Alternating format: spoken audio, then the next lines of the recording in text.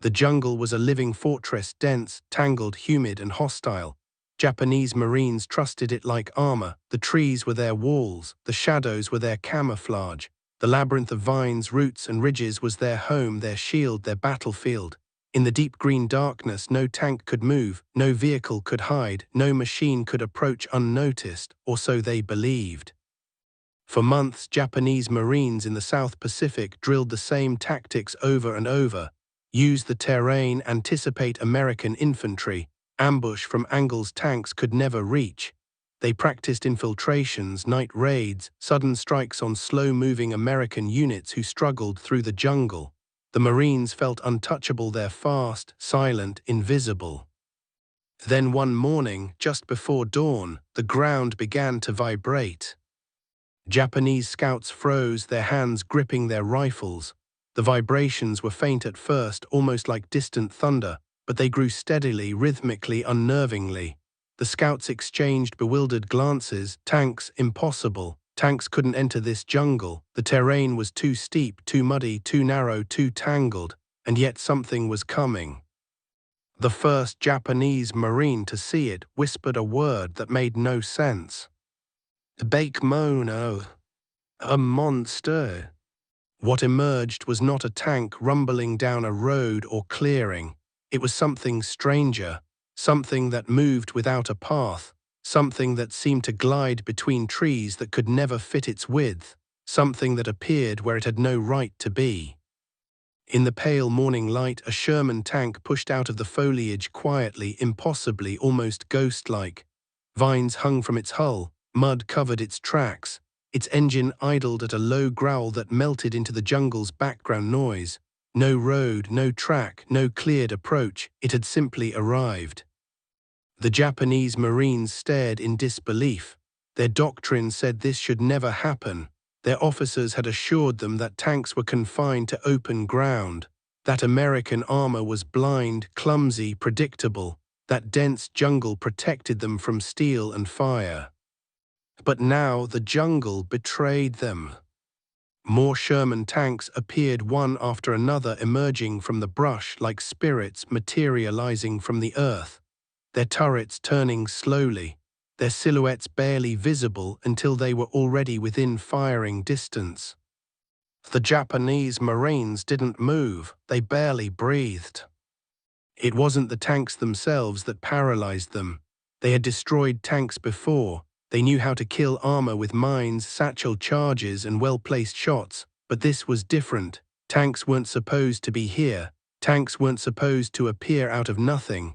Tanks weren't supposed to break the jungle's rules. For a moment, the Marines simply watched, their minds scrambling to reconcile what they were seeing with what they believed was possible. Then the first tank fired. The explosion ripped through the morning air like the world cracking open. The shockwave punched through the trees, branches snapped, leaves flew, the jungle erupted. And panic began. Japanese Marines scattered, diving behind logs and into trenches that suddenly felt inadequate. Some tried to flank the tanks, believing they must have slipped in through some hidden road. But when they searched the ground, they found no path, only untouched earth and undergrowth crushed only beneath the tank's recent weight. It made no sense. And things that make no sense break morale. What the Japanese Marines did not know, what they could not have known, was that American engineers had been experimenting with new methods for weeks. They cut narrow paths at night, disguised the cleared brush with woven mats, shaped terrain quietly with machetes instead of bulldozers. They created routes that vanished when viewed from the air and blended seamlessly into the foliage. And the Marines had absolutely no idea it was happening. As more ghost tanks appeared, hidden American infantry began moving through the jungle behind them. The Marines, overwhelmed by shock, fired sporadically. Some shots pinged harmlessly off Sherman armor, others vanished into the trees. A tank rolled toward a trench, crushing branches under its weight. A Marine threw a grenade, but the tank's sudden pivot deflected the blast. Another Marine rushed forward with a pole charge, but his footing slipped on the muddy slope. He fell just as the Sherman fired again. The shockwave rolled over him like a tidal surge. One Marine tried to rally the others, shouting for anti-tank teams, but the tanks didn't behave like normal armor. They didn't follow predictable lines. They didn't attack from open ground. They curved around trees, backed into shadows, disappeared for moments, then re-emerged yards away. At one point, a Japanese machine gun team swore the tank they were aiming at simply dissolved into the jungle. It slipped sideways into the brush, vanishing as if it had merged with the foliage. They scanned wildly, anxious and confused, searching for the sound of its engine, but the jungle was too loud. The tank's low growl blended perfectly with insects, birds, and distant surf. Then the tank appeared again behind them. One burst from its coaxial gun cut the team down. The Marines had lost the spatial map of battle. They no longer knew where their lines were, where the enemy was advancing, or how many tanks they were facing. Every tank felt like three. Every shadow felt like one moving toward them. Every vibration felt like an attack. Fear replaced understanding. Within an hour, the unit's cohesion began to collapse. Marines fired at shadows, others froze entirely. Some tried to retreat deeper into the jungle, but the tanks appeared ahead of them too. The terrain they trusted was no longer safe. Their entire defensive strategy, built on the assumption that jungle protected them, fell apart. By midday, American forces were pressing further in, using the tanks as moving cover. Sherman crews communicated in short, efficient bursts. They weren't reckless. They weren't loud. They moved deliberately, almost silently, as if they too understood the value of appearing ghost-like. The Japanese Marines regrouped near a ridge, trying desperately to form a defensive line. They dug shallow fighting positions, wiped sweat and mud from their faces, and tried to steady their breathing. Their officer, trying to restore morale, shouted, "Tanks cannot climb this slope. Hold your fire until they attempt it." But a moment later, they heard the faint rumble of treads. Not from below. From the side. A Sherman tank emerged halfway up the ridge, angled slightly, its tracks digging into the slope with stubborn determination. The Marines stared in horror. The jungle canopy above hid its approach perfectly. Its silhouette had merged with the shadows until the moment it appeared. The tank fired again. The shockwave echoed across the ridge, sending Marines scrambling. Fear turned into disbelief. Disbelief turned into paralysis. Paralysis turned into collapse. Officers gave orders, but the men no longer had the confidence to act on them. Their understanding of the battlefield was gone. Their trust in the terrain was gone. Their ability to predict American movement was gone. What broke them was not firepower. It was the destruction of their expectations. For hours, the ghost tanks moved through terrain Japanese intelligence had labeled impenetrable. They crossed ravines, crept along narrow ridges, and pushed through vines and roots that Japanese Marines assumed would stop any vehicle larger than a bicycle. Where tanks shouldn't be, they were. Where tanks couldn't go, they went. Where tanks couldn't appear, they appeared anyway. The Marines began reporting sightings that commanders initially refused to believe. Tanks behind us. Tanks moving sideways through trees. Tanks coming through the marsh. Tanks appearing without sound. Ghosts. Metal ghosts. When American engineers revealed themselves, supporting the tanks with demolition charges and flamethrowers, the psychological effect deepened. Some Japanese Marines believed the Americans had found a way to make machines invisible until they fired. Others believed the Americans were using supernatural tactics. One Marine wrote in his diary, "The tanks walk through the trees like spirits. They follow us, they watch us, they do not obey the jungle." By late afternoon, the Marines' lines were split in half. Units that should have been anchored by natural obstacles were now exposed from angles they had never considered. Defensive positions designed to funnel American infantry into choke points now funneled tanks instead. The ghost tanks turned every defensive structure into a trap. Some Marines attempted one final counterattack, believing they could overwhelm a single tank and capture its crew. But when they charged downhill, shouting and throwing grenades, the Shermans simply backed into the shadows and vanished again. They reached the clearing expecting battle only to find empty ground. Moments later, another tank appeared from the brush to their right and fired. The counterattack dissolved instantly. More Marines ran. More Marines hid. Some dropped their rifles completely. Their commanders, horrified, realized something rare. Their elite jungle fighters, their toughest ground troops, were breaking. And the Americans knew it. What came next would push them past their final limit. The Shermans began using sound as a weapon. Crews switched their engines between idle and full throttle unpredictably. Some tanks shut down entirely, letting the jungle swallow their presence. Others revved suddenly, creating echoes that bounced off ridges. Japanese Marines couldn't tell how many tanks there were, or where they were, or whether they were close or far. At one point, a Marine squad crawled through brush for nearly an hour, trying to escape a tank they believed was following them, only to discover the tank had never moved from its original position. Fear made illusions. Illusions made panic. Panic made collapses. When night fell, the ghost tanks did not disappear. They became even more terrifying. American crews hung tarps over their headlights, creating narrow beams that swept quietly through the jungle like lanterns carried by giants. Some tanks used red filters to conceal their approach. Others used no light at all, advancing slowly with infantry walking beside the treads, guiding them silently. In the darkness, the tanks became myths. Stories whispered in terror. Footsteps of steel.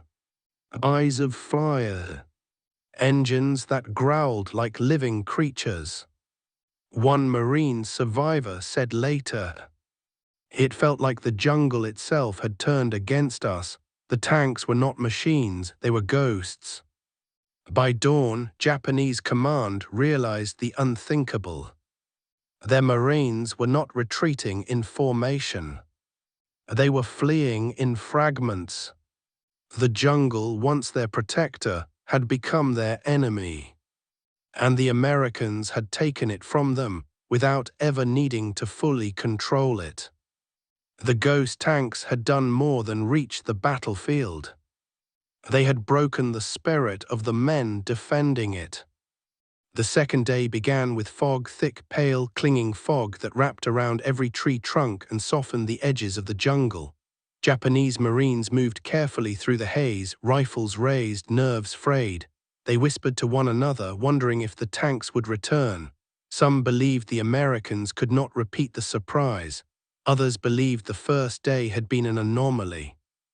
But most Marines felt something deeper, quieter, heavier. A fear not of tanks, but of betrayal. The betrayal of the jungle they trusted. For years they had trained to fight here.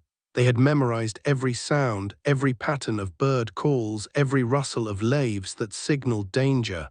They knew how far sound traveled in humid air. They knew how engines echoed through valleys.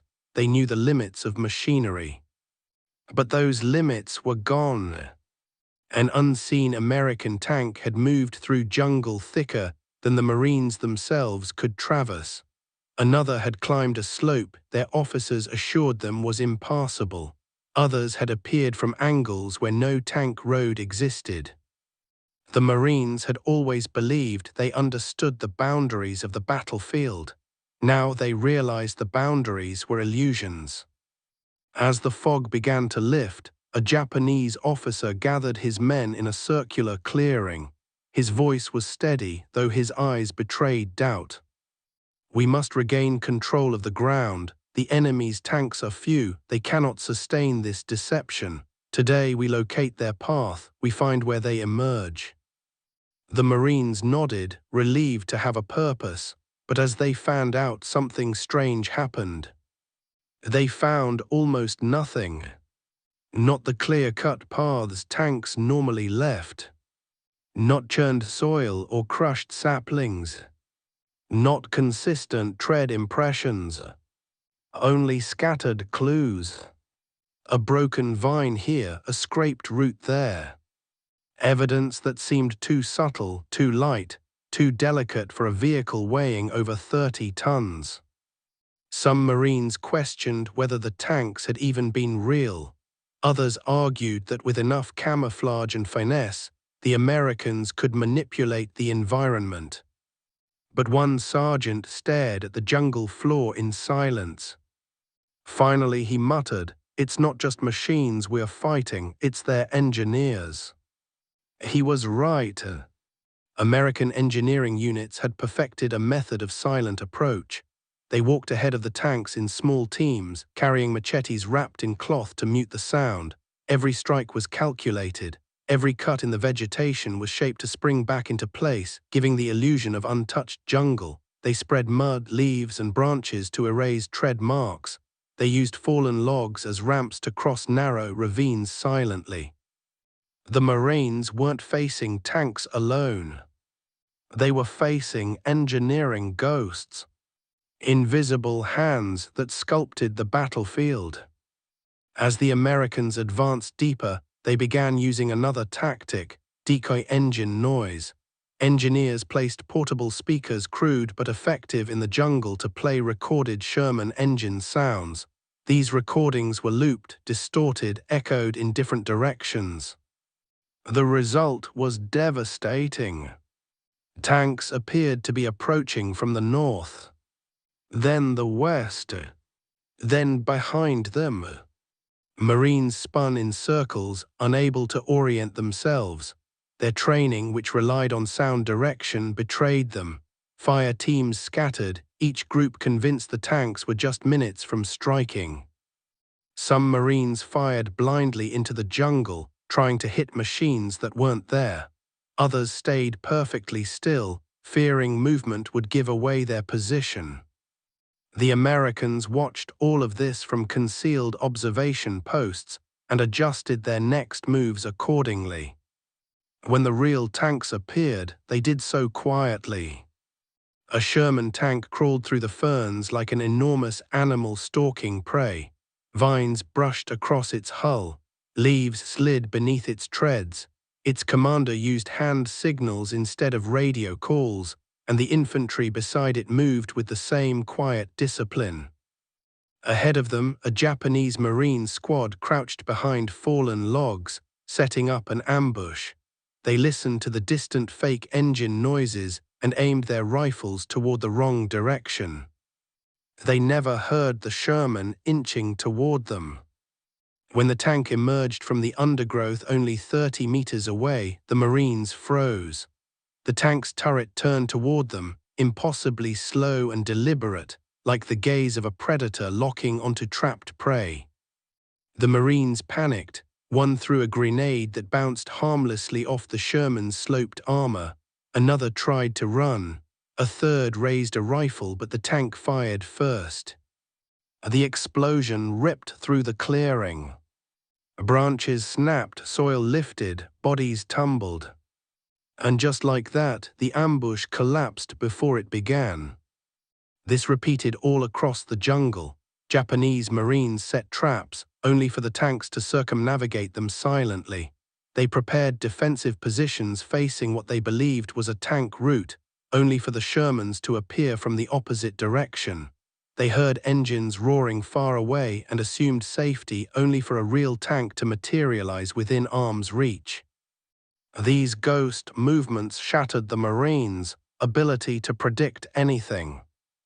By midday, the Japanese commander ordered his men to fall back toward a fortified hill position, a natural stronghold with steep sides, dugouts, machine gun nests, and overlapping firing arcs. It was the perfect terrain for infantry. Even tanks would hesitate to approach such ground. But hesitation wasn't part of the American plan. The engineers had already surveyed the hill the night before, working under moonlight with maps and quiet tools. They identified a slope just shallow enough for a Sherman to climb. Then they cleared it carefully, surgically removing vines and branches without disturbing the larger vegetation, leaving the jungle canopy intact. When the Marines reached the hill, exhausted and disorganized, they took their positions and waited. Minutes later, the ground trembled. The Marines aimed downhill, expecting tanks to force their way up the main slope. Instead, a Sherman emerged halfway up the hillside exactly where the jungle was thickest, where no tank had ever climbed, where no Japanese Marine had been watching. It rose from the foliage like a phantom. Marines shouted in disbelief. Machine gunners swung their barrels upward. Officers screamed orders that no one followed. The tank fired, shattering the hillside bunker. Then another tank followed, and another.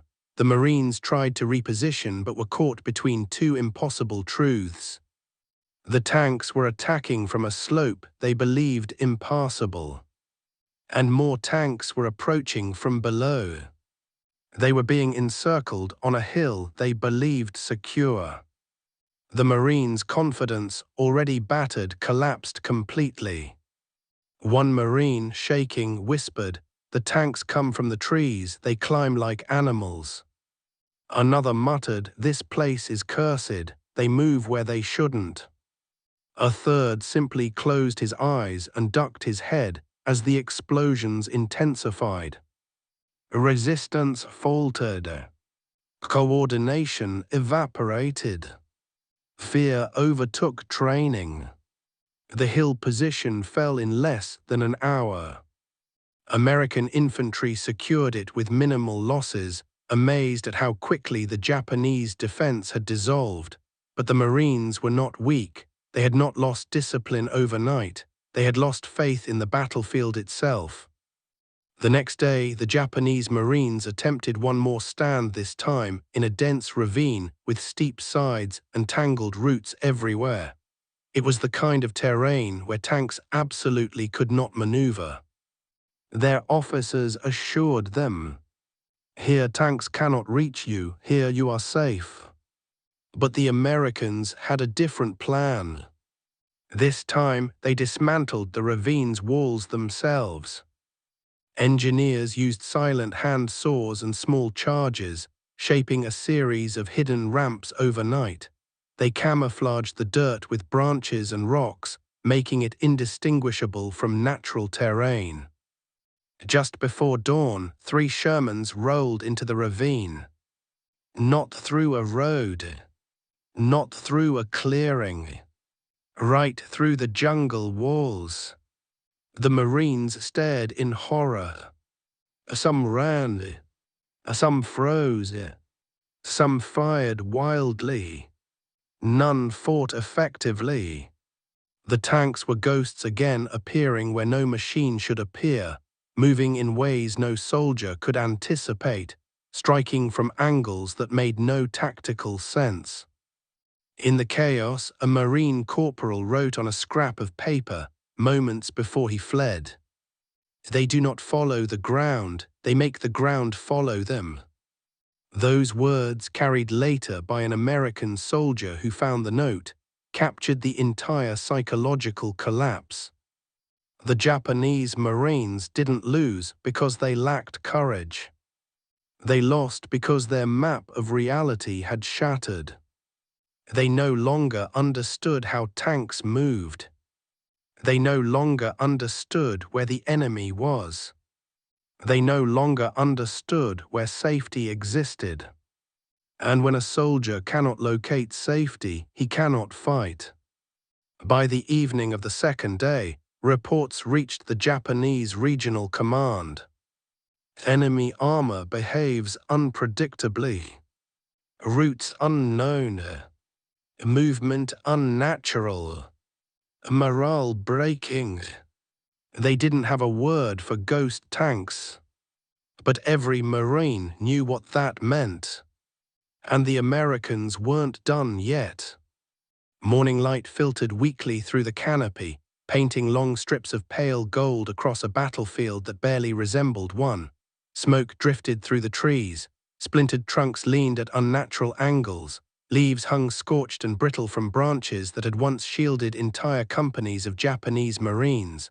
Now the jungle looked wounded, as if it too had been caught off guard by the machines that moved through it like spirits.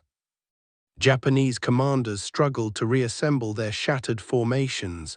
Messengers ran from unit to unit, calling out names, trying to identify who had survived the night. Many Marines had simply vanished into the brush. Some fled in panic. Others were hiding, convinced tanks were still hunting them. And many lay silent under the debris left behind by the ghostly advance. American infantry moved quietly, checking corners of the jungle with cautious steps. They could feel the shift too. This was no longer a fight against the same determined, disciplined Marines who had resisted them for so long. These were men whose confidence had been torn apart by something they were never trained to face: armor that defied their understanding of terrain, armor that ignored the rules of the battlefield they believed they mastered. Some of the Japanese survivors gathered near the ruins of a ridge outpost. Their officer tried to speak to them to restore order, but the men's eyes were hollow. They flinched at the slightest vibration of the ground.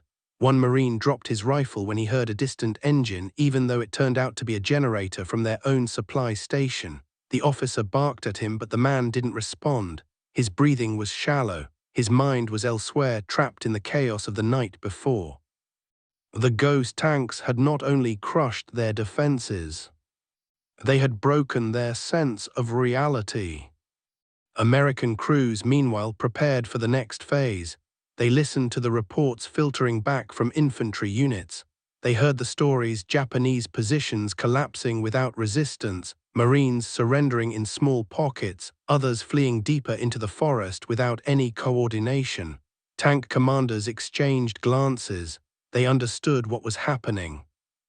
They had witnessed it before, not here, not in this jungle, but in Europe, where the psychological shock of armor appearing where it shouldn't could shatter entire battalions. But here in the Pacific, the effect was far more extreme. The Japanese Marines depended on the jungle for protection, for stealth, for advantage. When tanks entered that environment, it felt like a violation of everything they believed about warfare. The jungle became unpredictable. Their instincts became useless. Their training betrayed them. As the Shermans prepared to move again, American engineers pressed deeper into the overgrowth, widening hidden paths, reinforcing log bridges, clearing vines in narrow strips that still looked untouched from above. They knew their role. They weren't fighting the Japanese directly, they were feeding the illusion. The ghost tanks only existed because the engineers made them possible. And now, both tankers and engineers were ready to finish what they had started. Before the next push began, American intelligence intercepted Japanese radio traffic. Officers were reporting tanks approaching from the north, the east, the south, reports that contradicted one another. In reality, the Americans had fewer than a dozen tanks in the area, but the Japanese believed there were dozens, maybe even hundreds, slipping through the jungle like phantoms. Perception had replaced reality.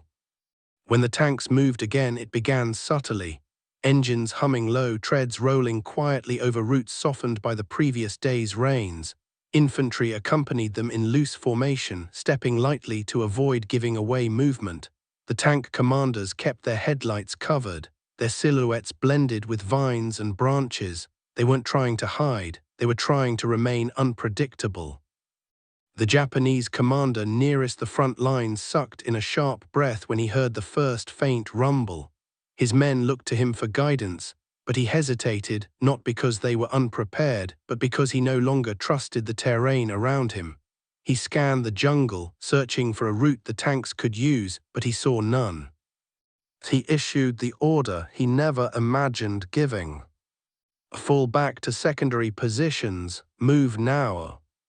But even as his men began retreating, the tanks appeared again. Not where the commander had expected. Not where the terrain allowed. But where fear made their presence inevitable.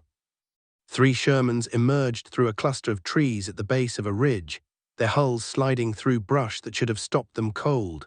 Marines scattered, some abandoning cover, others firing futile bursts at armor that cared nothing for rifle fire. A machine gun crew tried to reposition their weapon, but the tank facing them didn't fire. Instead, it simply advanced, pushing a fallen tree aside with enough force to send debris flying. The psychological effect was worse than any explosion. The machine gunners fled. The commander shouted after them, but his voice was drowned out by another tank emerging from behind a mangrove thicket. The Marines swore that it hadn't been there moments before. They hadn't heard it. They hadn't seen its approach. It was simply there, a steel presence in the shadows, silent and deliberate. The commander finally broke. His hands trembled as he tried to give orders, but his voice cracked. His men hesitated. They watched their officer in shock. He had been a pillar of strength, a veteran of multiple campaigns, a man who once stood fearless in the face of overwhelming odds. Now his eyes darted through the trees, searching for tanks that weren't even there. A tank shell struck the ridge above them, showering the group with soil and wood fragments. Marines ducked instinctively. Some dropped their rifles. Others began scrambling up the slope, desperate to escape the killing ground. The ghost tanks pressed forward with rhythmic ease. Some blasted through obstacles. Others maneuvered in tight arcs, weaving between trees with surprising agility for their size. They weren't actually ghosts, they were machines obeying mechanics and geometry. But to the Marines who had never seen tanks move like this, they were unnatural. In their chaos, some Japanese Marines attempted a counterattack, hurling grenades from concealment, but the tanks responded instantly. One fired a white phosphorus shell into the brush, igniting the undergrowth in a flash of white flame. Marines emerged screaming, disoriented by the sudden blaze. Others ran deeper into the forest, convinced tanks had encircled them from all sides. But the tanks hadn't. They simply seemed that way. Perception was the weapon now, and perception was destroying the Japanese Marines faster than shells ever could. As the battle unfolded, American commanders observed the collapse with growing clarity. They authorized a broader push, deploying the tanks in new directions, using their psychological advantage to maximum effect. Each Sherman moved erratically, sometimes halting for long stretches, sometimes surging forward, sometimes circling unexpectedly. The Japanese Marines tried to track them. They could not. Their maps meant nothing. Their understanding of terrain meant nothing. Their training meant nothing. The jungle had shifted allegiances. Soon, pockets of Marines attempted surrender, a rarity in the Pacific. Others hid their rifles under leaves and quietly crept deeper into the forest, unwilling to face the tanks again. Many simply froze in place, their bodies refusing to obey commands. Some Marines were found hours later sitting against tree trunks, staring blankly into space, unable to speak. They flinched at shadows, they trembled at the sound of footsteps. They were not physically wounded, but the ghost tanks had shattered something internal, something their officers could never rebuild. Eventually, the Japanese headquarters on the island issued a grim report to higher command.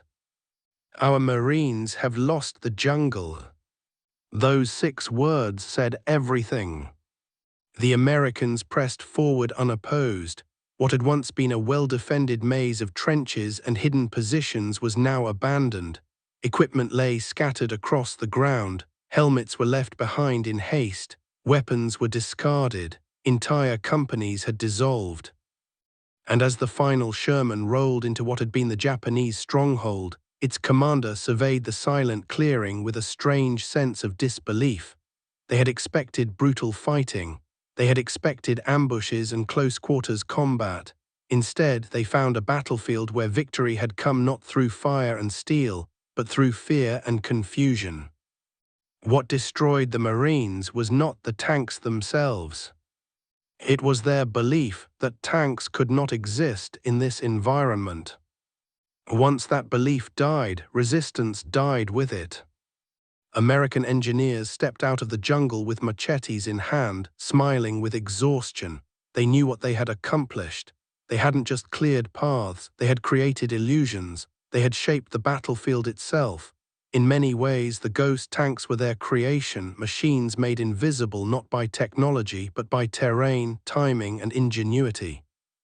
Days later, as the Americans secured the area, a captured Japanese Marine was asked what had caused his unit's collapse. He stared at the ground for a long moment before answering softly. "The jungle betrayed us, that is why we lost." But the jungle had not betrayed them.